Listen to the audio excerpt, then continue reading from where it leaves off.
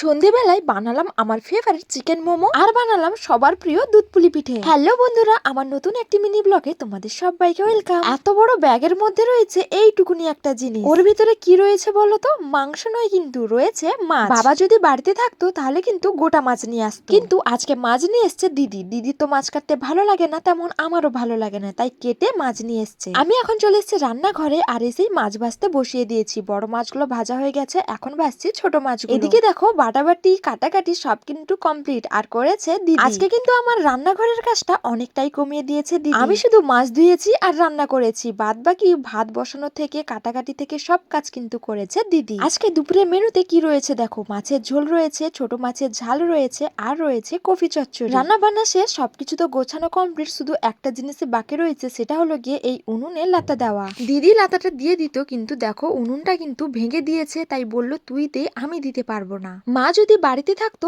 আমাকেও করতে হতো না, হয়তো একটু সবাই মিলে বকা খেতাম, কিন্তু মা করেই দিত। এখন তো কিছু করার নেই, মা আসতে আরো দুদিন বাকি রয়েছে, তাই আমি গোবর মাটি মাখিয়ে ভালো করে লেপে দিলাম চারিদিক। সন্ধেবেলায় সবাই বলল মোমো খাবে। মোমো তো বানানো কমপ্লিট হয়ে গেছে, এদিকে আবার বাড়িতে দেখি টমেটোই নেই। মা যাওয়ার আগে দোকান থেকে রেড চিলি সস এনে দিয়েছিল আমাদের জন্য, এনে দিয়েছিল বলে ভালোই হলো, টমেটো নেই, ওই রেড চিলি সস দিয়ে আমরা সবাই মিলে মোমো খেয়ে নিলাম। দিদি বলছে আজকে মোমোটা ভালো হয়েছে, তাই বোন বলছে আমি করেছি। রাত 9টার সময় বানালাম দুধ পুলি পিঠে। কেন বানালাম সেটা জানতে পারবে নেক্সট ব্লকে।